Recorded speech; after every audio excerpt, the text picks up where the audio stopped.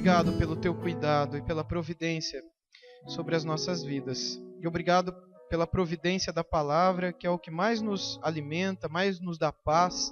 Ainda que falte o dinheiro e outras coisas, mas se a gente tem a tua paz, Senhor, a gente tem força para ir atrás, a gente tem força para continuar, a gente tem força e ânimo para ir atrás daquilo que nos falta. Mas quando nos falta a paz do Senhor, ó Deus, nós caímos e é tão difícil de continuar.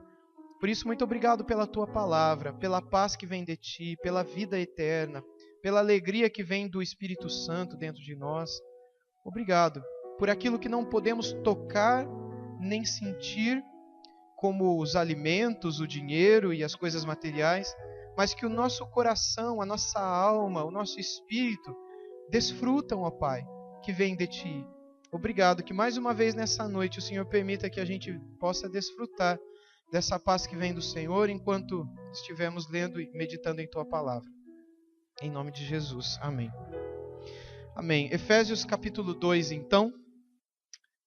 Eu quero dar como tema isso que está diante dos irmãos, aqui nas TVs. Pedras vivas, a nossa vida na igreja de Cristo. E aqui eu não estou me referindo à sua vida na Igreja Batista Liberdade.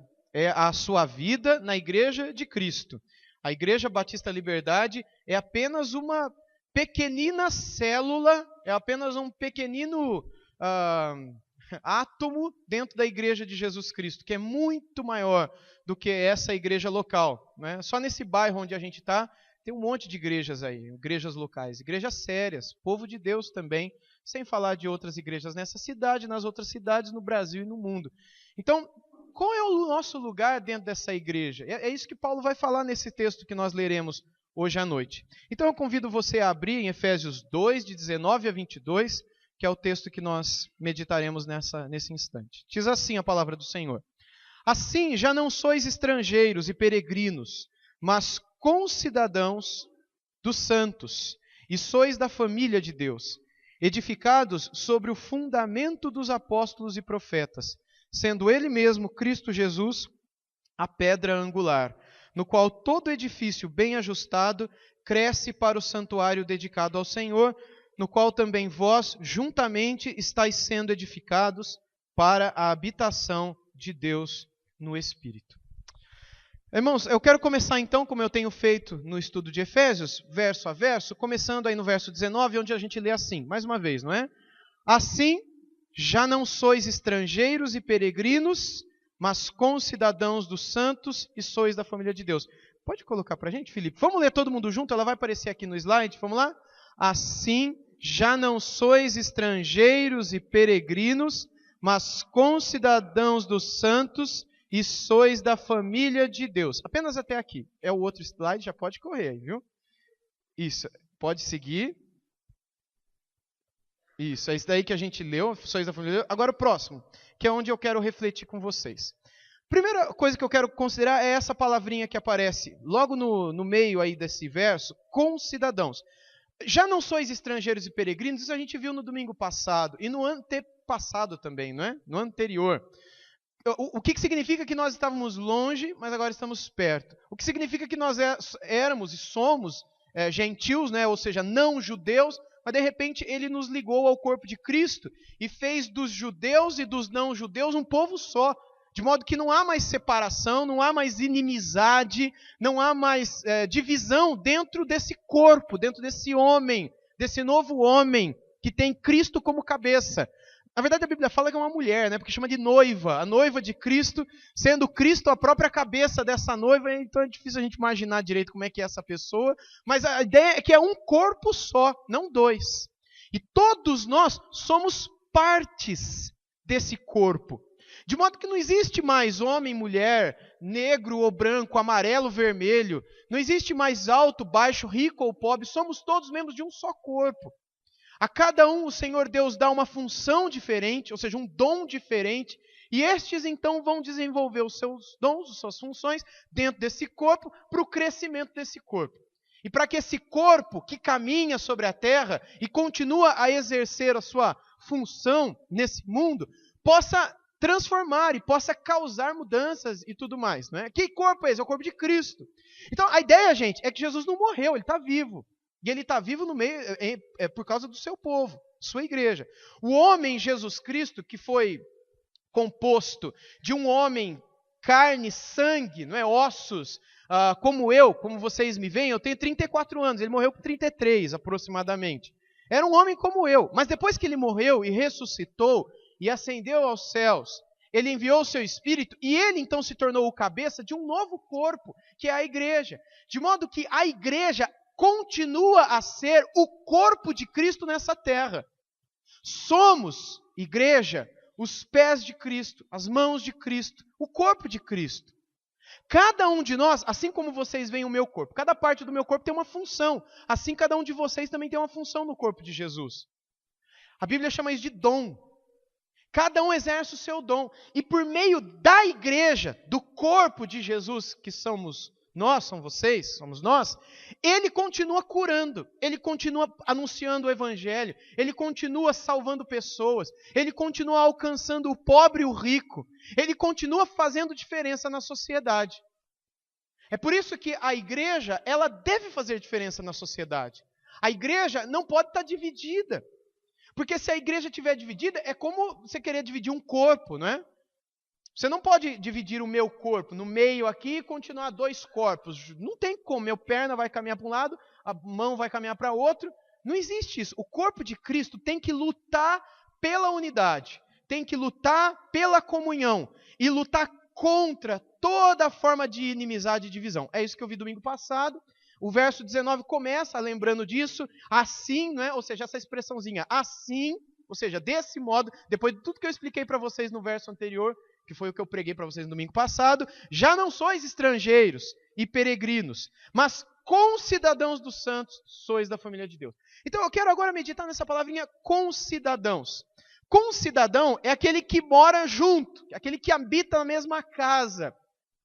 E o texto diz que nós somos concidadãos dos santos, ou seja, vocês são vistos por Deus como quem mora no lugar dos santos. Existe no cristianismo, de uma maneira mais ampla, não é? Certas tradições dentro do cristianismo que acreditam que os santos são uma casta especial, que os santos são um grupo especial que recebeu um dom de Deus. Isso eles criam no passado, hoje não creem mais, né? A Igreja Católica Apostólica Romana, eu estou dizendo aqui. Antes do Concílio Vaticano II, que aconteceu na década de 60, foi lá em Roma, né? A Igreja Católica acreditava que os santos eram essa casta especial, que tinham um dom sobrenatural dado por Deus para poder ser esses santos, não é? Mas depois do Concílio Vaticano II, a própria Igreja Católica mudou essa doutrina que eles acreditavam e defendiam, e eles se aproximaram dos reformados e dos evangélicos, de que os santos, o chamado à santidade é para todos e não apenas para um grupo especial. Existe um documento católico romano chamado Lumen Gentium, né? Que é luz para os gentios, né? Que aborda exatamente esse ponto, de que mesmo dentro da compreensão hoje da Igreja Católica Apostólica Romana, todas as pessoas são chamadas biblicamente para a santidade. É uma coisa que hoje eles compreendem, depois de 1960 anos de história da igreja, eles estão compreendendo agora. Mas é uma coisa que a Bíblia já fala há muito tempo e que eu e você devemos também nos apegar a isso. Santidade, então, não é para um grupo específico de pessoas, é para todos. Santidade, tanto para evangélicos quanto para católicos romanos, é para todos. Então, um evangélico que acredita que santo é só aqueles... É um evangélico igual ao católico de antes da década de 60, porque nem o católico mais pensa assim. Os irmãos estão me entendendo? Todos são chamados à santidade. Não porque a igreja A diz isso ou a igreja B diz isso, mas porque a Bíblia diz isso. Aqueles que fazem parte da família de Deus são os santos. O próximo, Felipe. Quando diz família de Deus, quem é a família de Deus? A família de Deus são aqueles que são chamados para fazerem parte desse corpo de Cristo. Cristo é santo, logo as partes desse corpo devem ser santas também. Quem são as partes desse corpo? Quais são as partes desse corpo? É você e eu. Se uma parte está doente, ela precisa ser curada, ela precisa ser restaurada. Porque ela precisa ficar sadia. Se ela não ficar sadia, ela vai morrer e vai ser cortada. Ela vai cair, vai secar e vai morrer. Assim, a pessoa que permanece no pecado morre espiritualmente, seca em sua alma, entra numa depressão que não tem fim. Não tem fim. É um vazio na alma, é uma falta de sentido para viver, é uma perturbação no coração, é uma raiva que não sabe de onde vem nem para onde vai. Mas isso tudo é porque o pecado grudou e sugou aquela vida como uma larva que gruda numa planta e suga a vida, a seiva, a energia daquela plantinha. O pecado suga a vida da gente também, de dentro de nós, de mim e de você. A gente se torna uma pessoa amarga, uma pessoa seca, uma pessoa sem vontade até de viver. Isso é o que o pecado faz. E se uma pessoa assim está no corpo, imediatamente ela precisa buscar a saúde espiritual dela. As outras partes do corpo que percebem a doença devem cooperar juntas para a saúde daquela parte doente. Assim como acontece no nosso corpo. Quando, por exemplo, uma parte do nosso corpo fica doente, ou tem uma invasão de um vírus ou de uma bactéria, o que acontece no nosso corpo? Imagine que a bactéria, que um vírus, é um pecado. E ele entrou no nosso corpo. O que imediatamente o nosso corpo faz? Ele lança anticorpos para combater aquele vírus ou aquela bactéria. Algumas vezes eles são eficazes, esses anticorpos, outras vezes são ineficazes, nós precisamos de medicamentos, nós precisamos de intervenções medicamentosas, às vezes até de cirúrgicas, para poder vencer aquele vírus, vencer aquele mal. O pecado é assim também, e no corpo de Cristo é assim também. Às vezes, por causa do pecado que, infelizmente, está assim, encharcado na vida do povo de Deus, isso é com muita tristeza que eu digo, a própria igreja não consegue perceber a doença do outro. Porque, na verdade, é quase que todo mundo doente.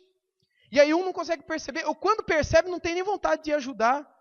Porque é como se fosse um grande hospital e igreja. Se você já ouviu isso algum dia, presta atenção no que eu vou falar. Igreja não é hospital. Igreja é um corpo que avança. Hospital é um lugar que recebe um monte de gente doente. A pessoa que não é... Igreja não é lugar de receber gente doente. Porque igreja não é lugar. Igreja é corpo. Os irmãos estão me entendendo? Igreja não é lugar. Igreja é corpo. E quanto mais a gente compreende isso, mais a gente avança. Para ser essa família de Deus. Para ser essa família que Deus espera que a gente seja. Então, concidadãos, cidadãos que moram juntos, que vivem juntos. E esses concidadãos são concidadãos dos santos, santos do passado. Homens e mulheres que são chamados na Bíblia de heróis da fé. Pessoas que foram cerradas ao meio, decapitadas, crucificadas, queimadas por causa de sua fé. Homens e mulheres que não consideraram a sua vida mais preciosa do que o seu amor e obediência a Cristo. Esses homens e mulheres do passado, que são chamados de heróis da fé, e são chamados de santos também, com o devido termo da palavra, porque são, de fato, homens santos e mulheres santas, eles são um exemplo para nós, e Deus quer nos colocar junto deles. E você não pode dizer que você nunca vai ser santo, que você nunca vai ser santa, porque isso é uma mentira. Você dizer, não, eu nunca vou ser santo, isso é uma mentira que você mesmo está contando para você, e o pai da mentira é o diabo. Você é santo se você entregou tua vida a Deus. Você já é uma pessoa santa. O que você tem que fazer a partir de agora é lutar contra o pecado, é lutar contra a sem vergonhice, é lutar contra a vontade do seu coração de fazer o que não é certo. É isso que você tem que fazer. E não é que você não consegue, é que você não quer lutar contra o pecado. Muita gente diz assim, eu não consigo parar de fazer isso, eu não consigo parar de mentir, não consigo parar de roubar, não consigo parar de adulterar, não consigo parar de isso, de aquilo. Não é que você não consegue, é que você não quer. A verdade, meus irmãos, é que a gente não quer parar de pecar. O pecado é ruim, meus irmãos. O pecado é uma coisa horrorosa, assim. Que nem comer, sei lá, jiló com mostarda e vinho. Você mistura, bate no liquidificador, joga chocolate em pó e bebe. Isso é bom? Não, isso é ruim. E o pecado é ruim também? Se você falar que o pecado é ruim, você nunca pecou na vida. Você nasceu de uma virgem também, como Maria, e você não sabe, porque o pecado não é ruim. O pecado é bom, meus irmãos. É muito bom pecar. Eu acho que não sei você. Eu acho que pecar é uma das melhores coisas que existe nesse mundo. Uma das melhores coisas que eu já fiz na minha vida foi pecar. Eu não sei vocês, mas para mim é isso. Agora, o problema é que isso me leva para longe de Deus. E o prazer que o pecado me traz, dura quanto tempo? É aquilo na hora só. É só ali na hora. E depois fica um buraco, um vazio. E aí eu preciso do quê? Eu preciso pecar de novo. E peco de novo. E aí eu vou dependendo daquilo. E o tempo todo na Bíblia, Deus nos chama para sair do pecado. E Ele é capaz de nos chamar para fazer uma coisa que a gente não tem condição de fazer. Ele mesmo diz na Bíblia que se Ele fala uma coisa, é porque Ele sabe que a gente pode fazer essa coisa. Então se Ele diz para você se santificar, Ele que sabe que você pode se santificar. Então não é que você não consegue, é que você não quer. A primeira coisa que você tem que fazer é reconhecer isso. E eu também. Quando eu não consigo vencer um pecado, não é que eu não consigo.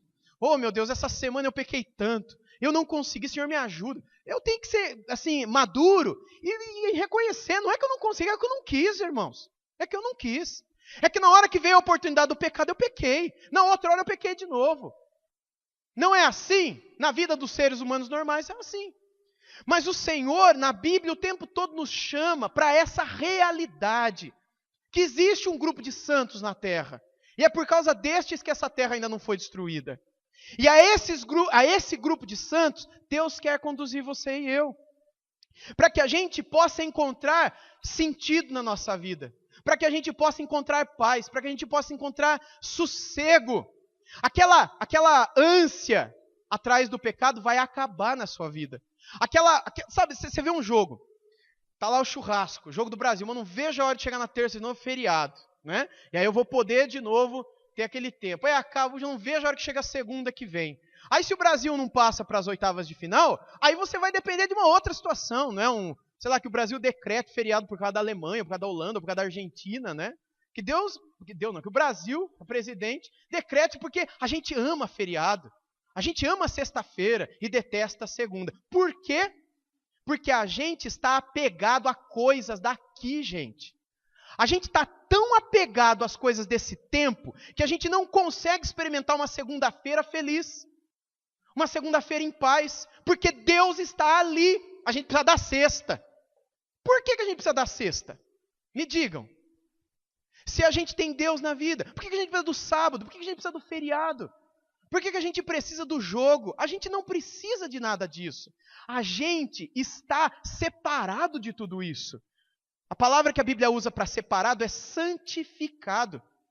Deus nos separou e agora a gente pode ver o jogo. Se o Brasil ganhou ou perdeu, a gente continua bem. Se o Palmeiras ou o Corinthians ganhou, está bem. Se tem feriado ou não tem, a gente está bem.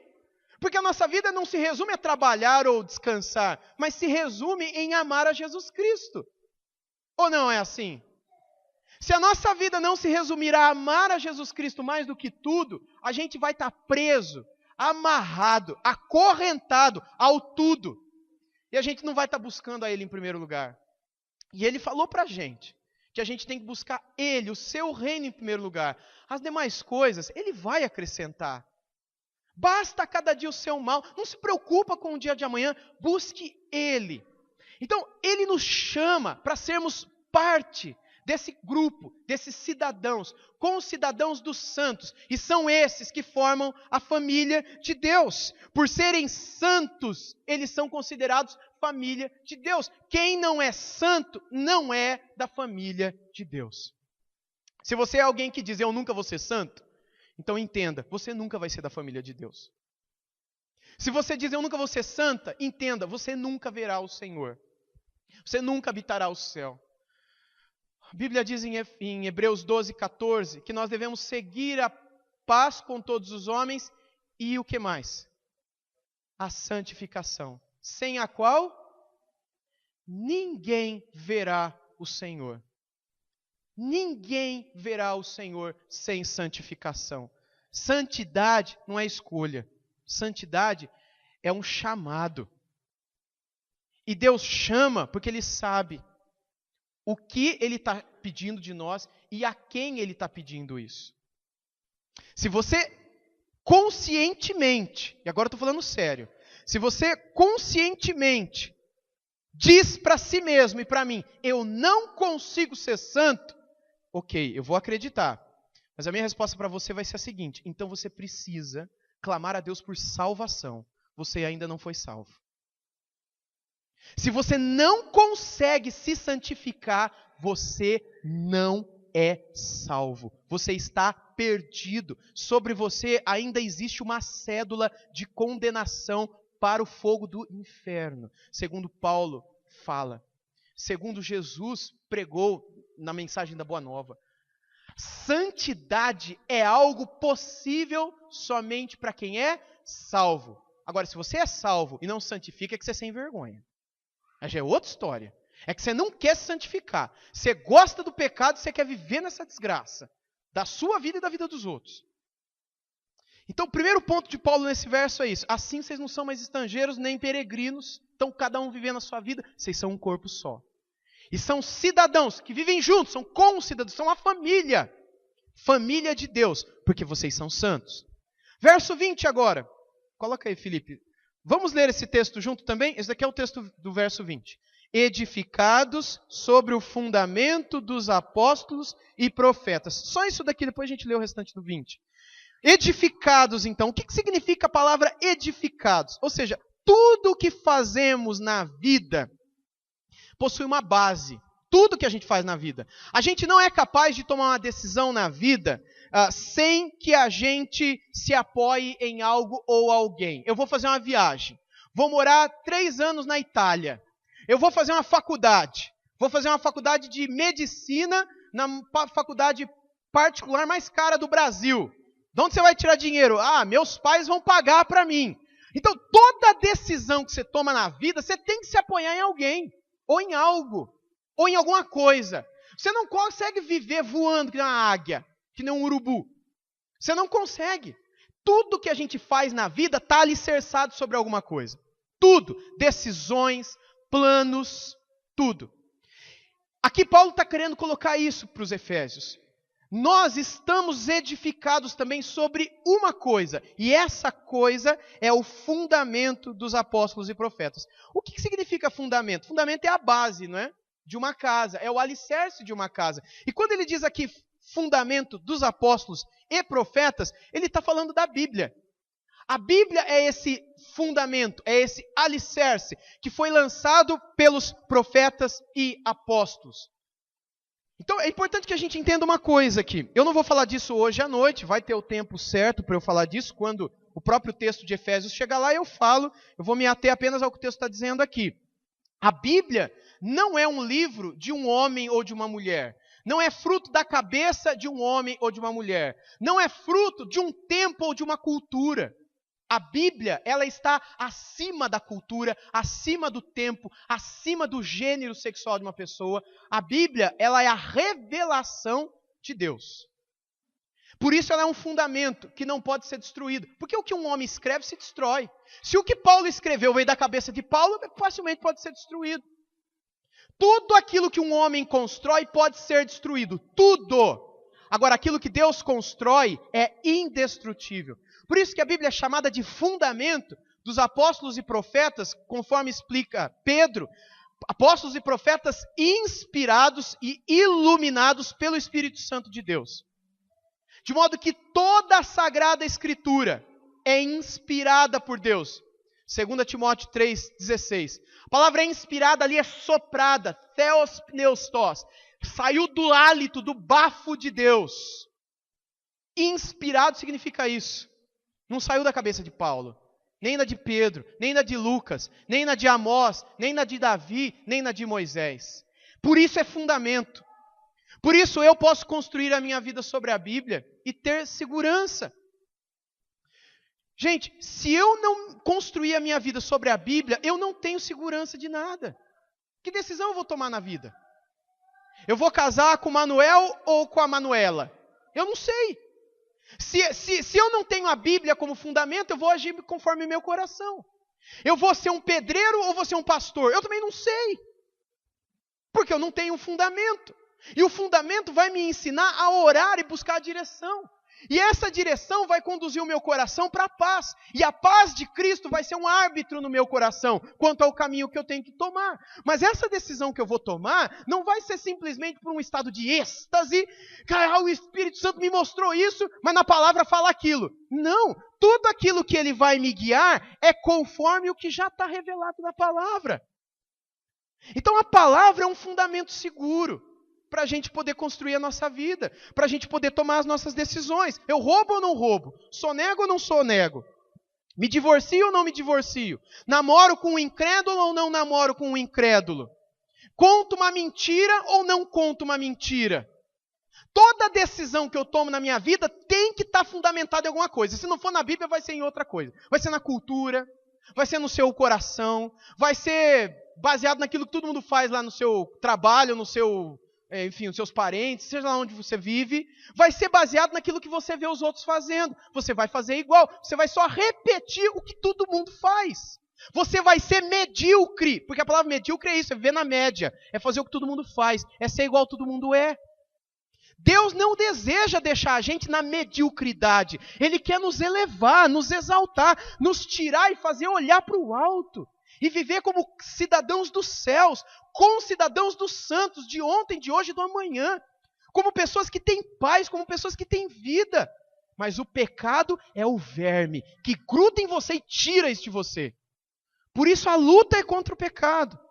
A luta é para que a gente lance as nossas raízes do coração na palavra, no fundamento. Crendo que a palavra de Deus é a base para a nossa vida. É, como os antigos diziam, a única regra de fé e de prática. A única. Qual é a regra que você usa para viver? Se não for a Bíblia, é o quê? É só a palavra que me guia. É ela que me dá segurança. É ela que me ajuda a ter um norte. Se ela não veio de Deus, irmãos, então eu tenho que procurar alguma outra coisa que seja um norte. Pode até ser ela, como um livro humano. Pode ser também o Alquimista, do Paulo Coelho, que é muito bonitinho. Pode ser, sei lá, A Culpa é das Estrelas, do John Green. Filme tão emocionante. Livro mais ainda. Eu posso me guiar pela literatura, posso me guiar pelo cinema, posso me guiar pela novela, posso me guiar pelo livro de filosofia, ou posso me guiar pela minha ideologia partidária. Sou de direita, sou de esquerda. Eu vou me guiar porque a Bíblia é só mais um livro. Agora, quando ele é o livro, a revelação de Deus, aí eu encontro paz e direção para a minha vida. Ele continua, ainda no verso 20, no qual todo o edifício, coloca aí, Felipe, por favor, bem ajustado, cresce para santuário de Deus. Mas antes disso tem esse verso, né? Eu pulei aqui, sendo ele mesmo, Cristo Jesus, a pedra angular. Depois de dizer edificado sobre o fundamento dos apóstolos e profetas, ele coloca isso. Ele mesmo, Jesus Cristo é a pedra angular. A gente não sabe direito o que é uma pedra angular. Eu não sabia direito, né? Muitos aqui talvez saibam. E muitos talvez não saibam, como eu também não sabia até alguns anos atrás.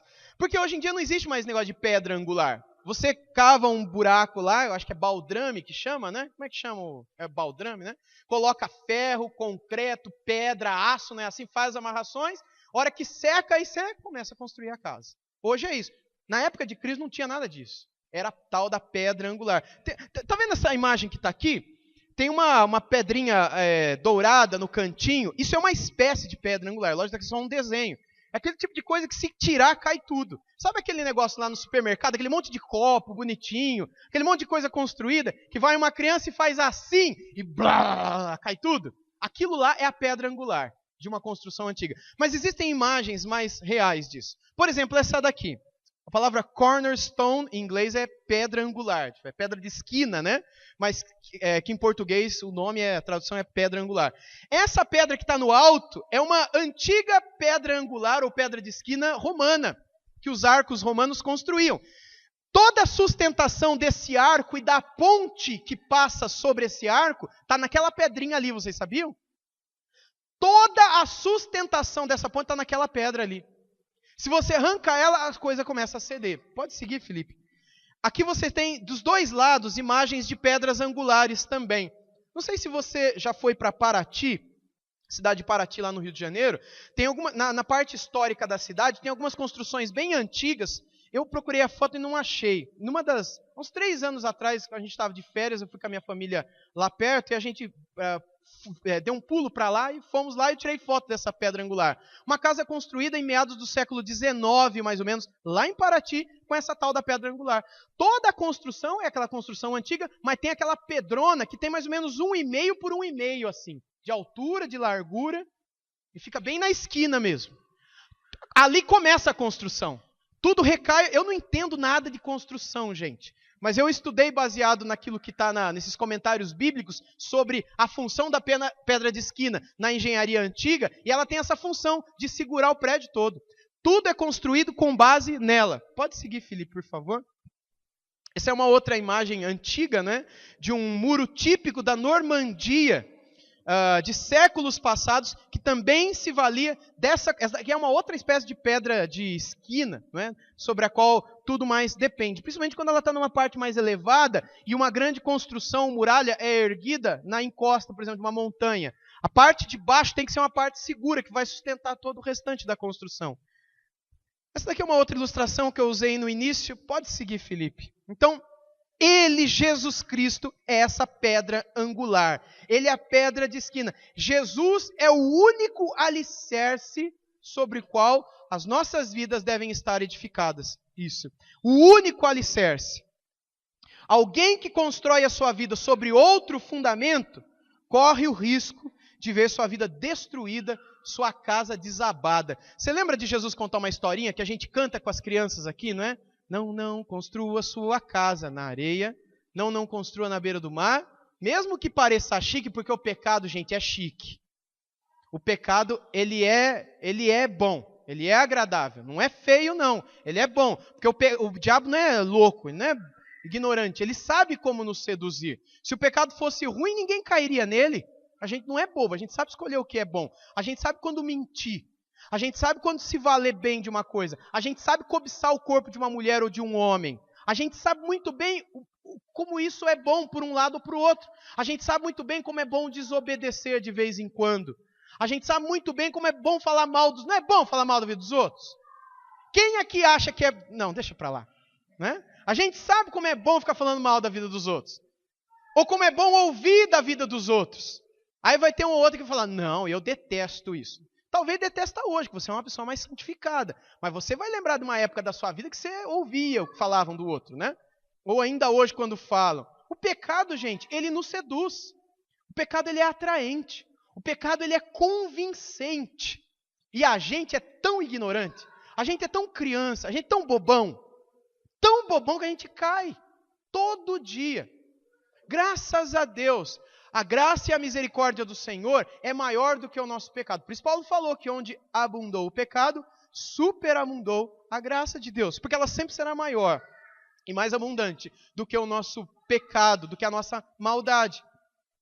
Então, se eu não construo a minha vida sobre Cristo, eu vou construir sobre o pecado. E eu preciso de Cristo. A minha vida deve estar edificada sobre Ele. Se eu não construir sobre Ele, eu vou construir sobre a areia. E pode parecer chique. E pode ficar tudo bem durante um tempo, é possível que ela fique, mas vai chegar uma hora que a tempestade vai derrubar.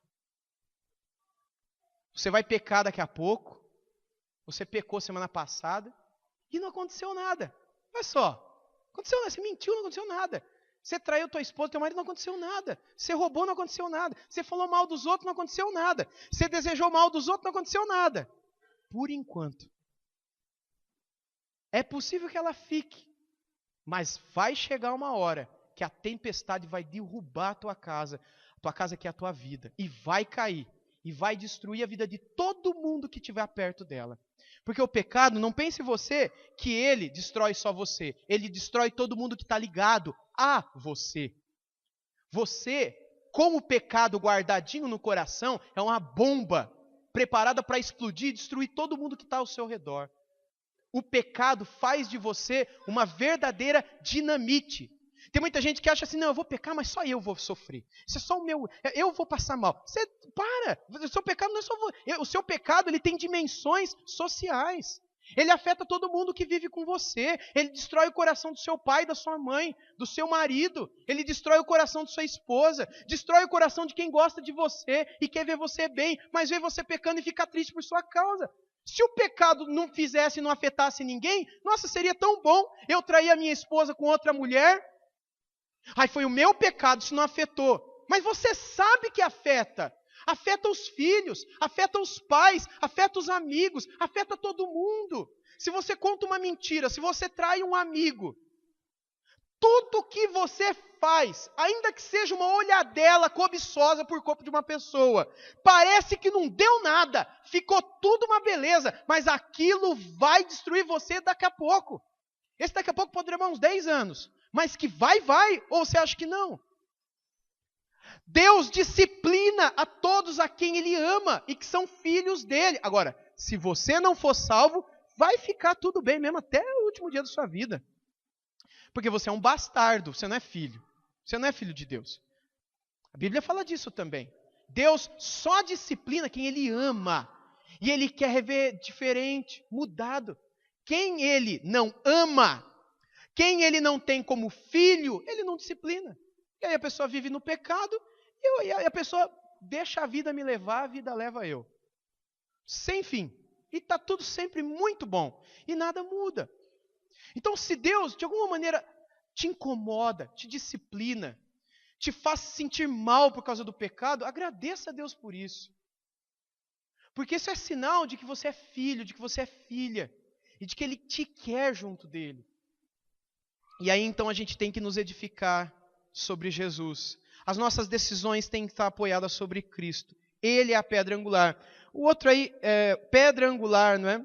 Eu já falei disso, ela é sempre usada em construções antigas para sustentar todo o prédio. O próximo, continuando, os versos que lemos dizem assim: no qual todo edifício bem ajustado cresce para santuário dedicado ao Senhor. Aqui eu já vou para a parte final do texto que lemos, só vou ler essa frase mais uma última. Aqui ele diz todo edifício.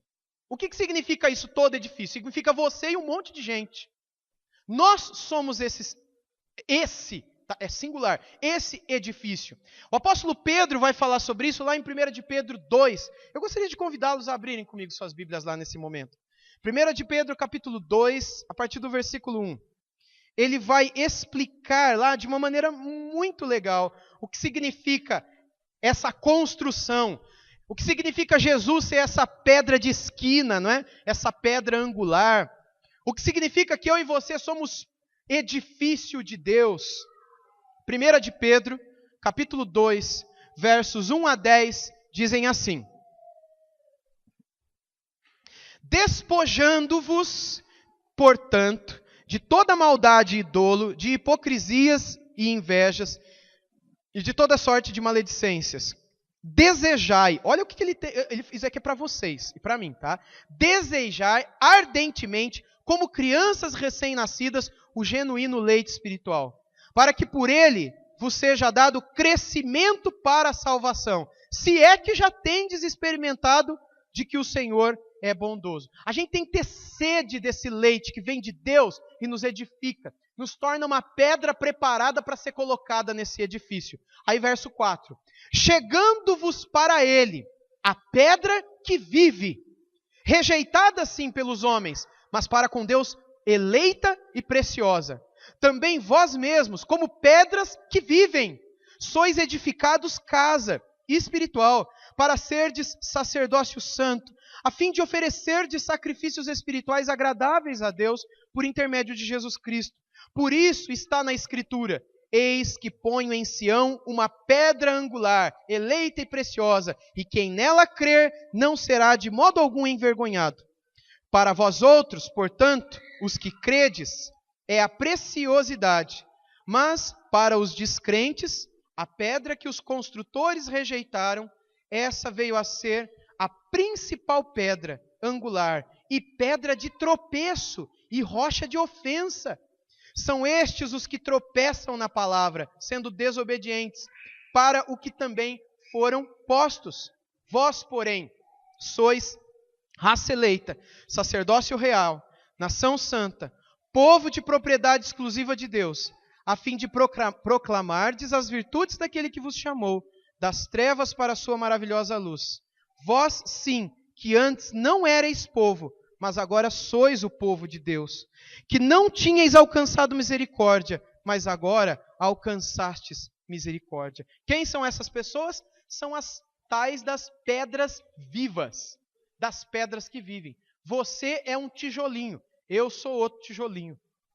E a gente é parte desse edifício, casa de Deus, que está sendo construído, até que o último tijolinho seja colocado. Ou como disse Paulo, até que o número dos eleitos esteja completo, e então o Senhor retorne.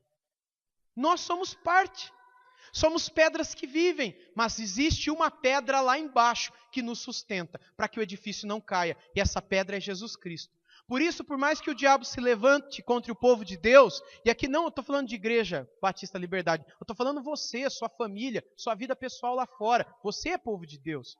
Por mais que o diabo se levante, ele não prevalecerá contra a sua vida, porque você está sobre uma rocha que é eterna e que é viva, e que é poderosa para te sustentar e te guardar de todo mal. Se você está edificado sobre Jesus, e todo dia você constrói mais a sua vida sobre Jesus, você está seguro. O diabo não vai te tocar, ele não vai entrar na tua casa, ele não vai destruir a tua família, você está seguro, você está protegido. Agora, se você não construir a sua vida sobre Jesus Cristo, sobre os ensinamentos de Jesus, Jesus vai ser uma pedra de tropeço para você.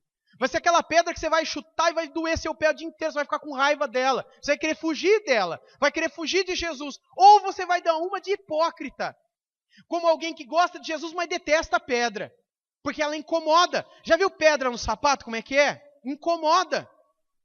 Jesus na tua vida vai ser um incômodo, incômodo. Meu Deus do céu, eu não aguento mais essa palavra de Jesus sobre isso. Eu não acho que isso está certo. Isso deve ser cultural, deve ser do tempo dele. Não aguento mais essa palavra de Paulo sobre aquilo. Não deve ser para o nosso tempo, deve ser cultural daquele tempo. Não aguento mais essa palavra do profeta tal. Isso não deve ser para hoje, é para aquela época. Vai ser uma pedra no sapato. Todo convite ao arrependimento, à santidade e à obediência à vontade de Deus, que muitas vezes não dá para entender. Você acha que eu entendo tudo aquilo que o Senhor ensina na palavra? Tudo aquilo que Ele me chama para obedecer? Muita coisa que Deus diz, faça assim, eu não entendo. Eu não entendo porque Deus quer que eu faça dessa maneira. Mas eu faço por amor a Ele. Por amor a Ele. Quem ama, obedece. Quem ama, faz de tudo para agradar aquele a quem ama. Agora, se você não ama, você faz de tudo para fugir daquela pessoa. Para falar mal daquela pessoa. Ela é uma pedra no seu sapato. Por isso que a vida dos que obedecem ao Senhor é uma vida de santidade. Não é uma vida de completa compreensão. Tem muito ponto de interrogação, mas é uma vida de paz. Você construiu sobre Jesus, você tem segurança, nada te alcança. Ainda que o inferno se levante sobre você, você está seguro, protegido. A tempestade vai vir, mas ela não vai derrubar você. Agora, se você tiver construído sobre a areia, vai cair o primeiro ventinho que dá. Você já viu a história dos 3 porquinhos, né? É aquilo lá. É aquilo lá. Veio o lobo mau, né? Ele soprou na do primeirinho lá que era feita de palha, o mais relaxado de todos, né? E caiu. Ele achava que não ia cair, caiu. Aí ele correu para a casinha do irmão. Aí na casinha do irmão, do outro porquinho lá, que construiu de barro, o lobo veio e disse, eu vou soprar e vai cair. Ele não vai, ficou sossegado, caiu. E aí os dois correram para a casa do outro irmão, que construiu a casa de que maneira? De tijolo, de pedra. A história original é pedra. E aí o lobo soprou, não deu certo. Aí eu vou resumir a historinha, porque vocês sabem melhor do que eu. Ele sobe pela chaminé e os porquinhos mais do que depressa acendem a fogueirinha e o lobo morre queimado. Agora, já existem tantas versões e atualizações dessa história que talvez você ouviu de outra maneira ela sendo contada. Porque existe um monte de adaptações e de mudanças.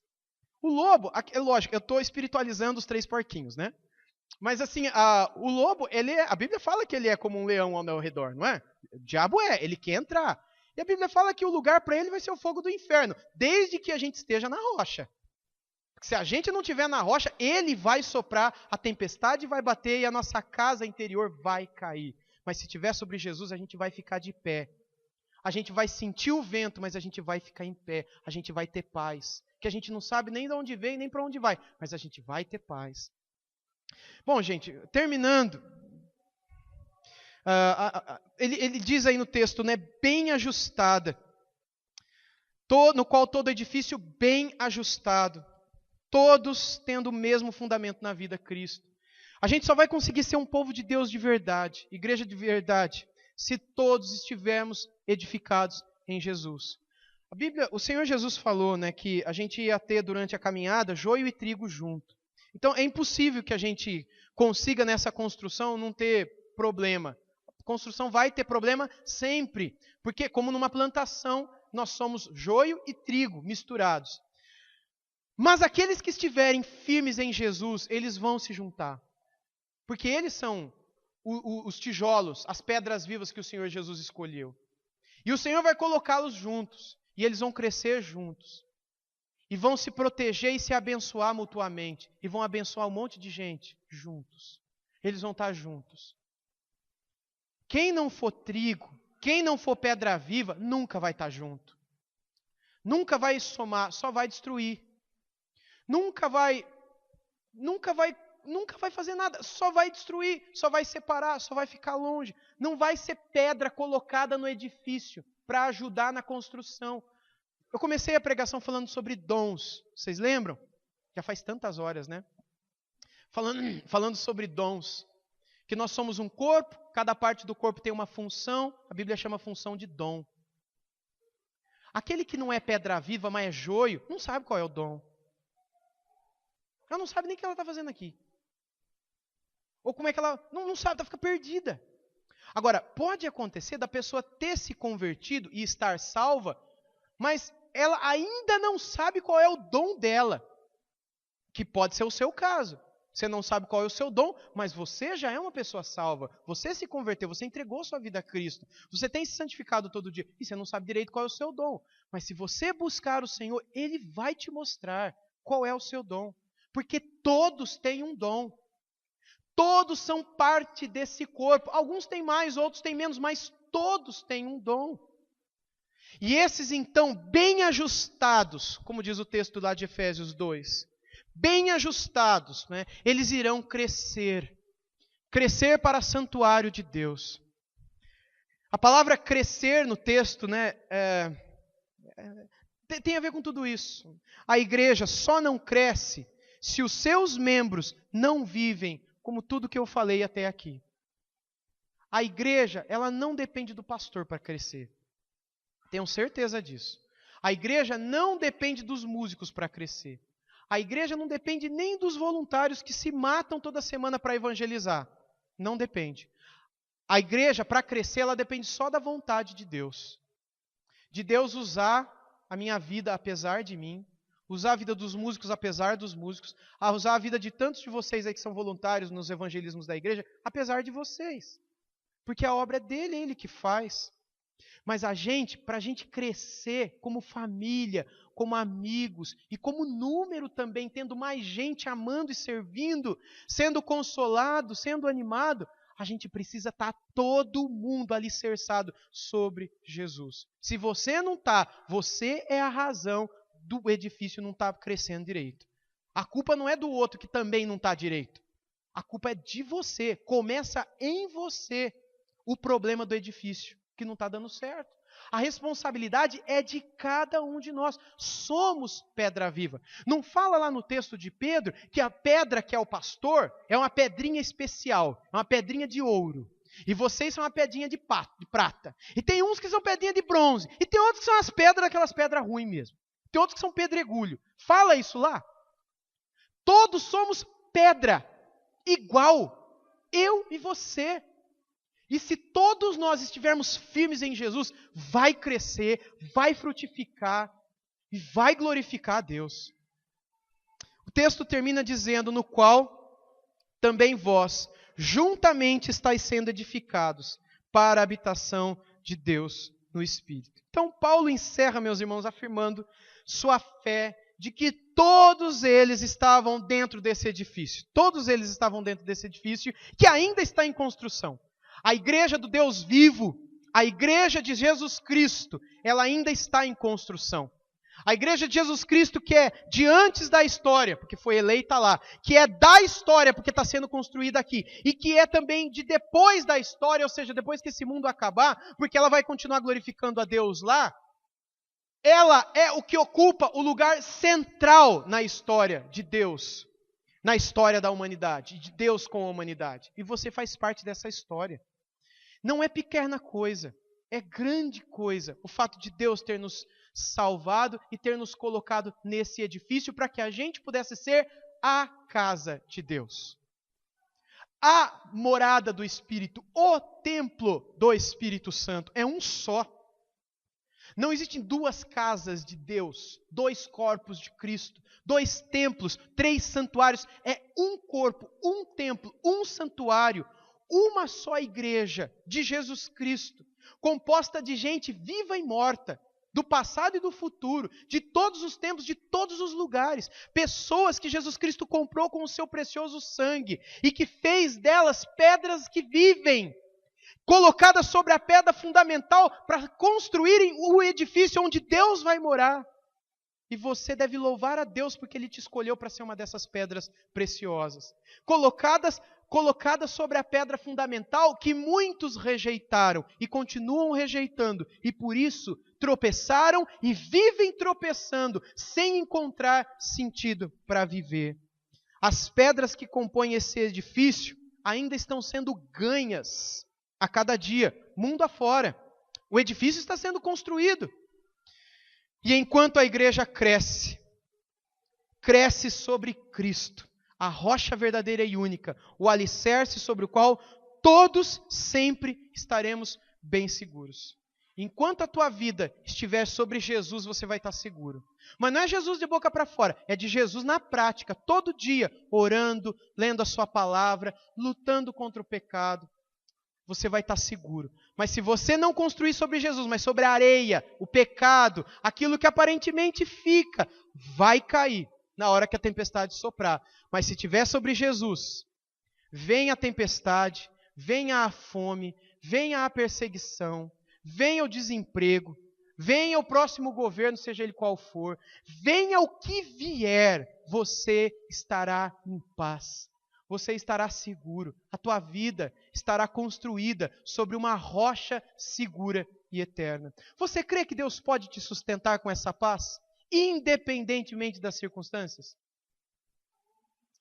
Quando Abacuque viu a cidade de Jerusalém sendo invadida, ele fez uma grande oração, que é o livro do profeta Abacuque, e no começo ele diz: Deus, até quando eu vou orar? E o Senhor vai fazer de conta que não ouve. Até quando eu vou gritar por socorro e não vai vir nada da sua parte? E vai se multiplicar a iniquidade e a injustiça vai vencer. Até quando, Senhor? É uma oração de lamentação. Lá no capítulo 1 isso. No capítulo 2 ele vai pedir: Deus, aviva a tua obra.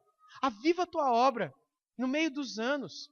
E aí no capítulo 3 ele vai dizer: Senhor, aí ele já estava convencido que a desgraça ia vir mesmo. A cidade ia ser destruída mesmo, por causa da consequência do pecado do povo de Israel. Você pecou, vai ter disciplina. Mas ainda ele disse: Senhor, ainda que a figueira não floresça, ainda que o fruto da oliveira minta, ou seja, não dê a azeitona no tempo certo, ainda que o gado seja arrebatado do curral, ainda que todas as ovelhas sejam roubadas, ainda que tudo me falte, ainda assim eu exultarei no Deus da minha salvação e me alegrarei no Deus da minha salvação. Você é capaz de dizer isso também? Venha o que vier, você está seguro porque você está construído e edificado sobre Cristo? Pense nisso. Leve isso para o seu coração. Essa é a grande mensagem desse texto. Se em Jesus você está seguro, você vai estar. Se não em Jesus, sua vida vai ser uma guerra, vai ser um inferno, vai ser uma tribulação sem fim. O que falta é Jesus. Só Jesus.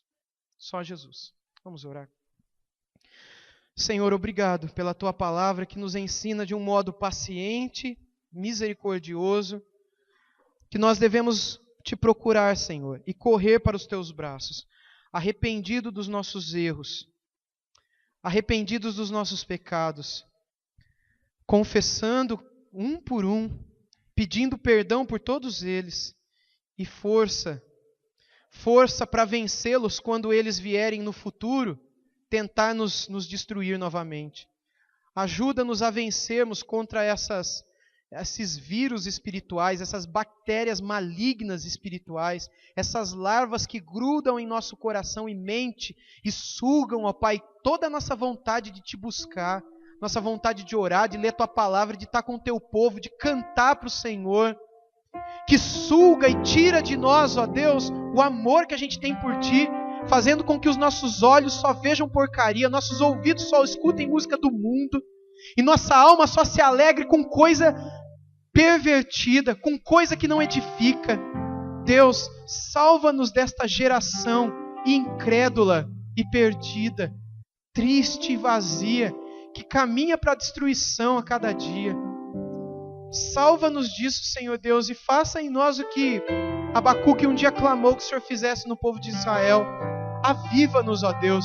Nós precisamos desse despertamento que nos acorda para a santidade. Ajuda-nos, ó Deus. Nós precisamos tanto de Ti, Senhor. Nós dependemos só de Ti, Senhor. Que comece em Ti essa obra maravilhosa em nossa vida. E que volte para Ti, para a Tua glória, essas vidas que o Senhor santificou, essas vidas que o Senhor regenerou, salvou, perdoou, transformou. Em nome de Jesus. Amém.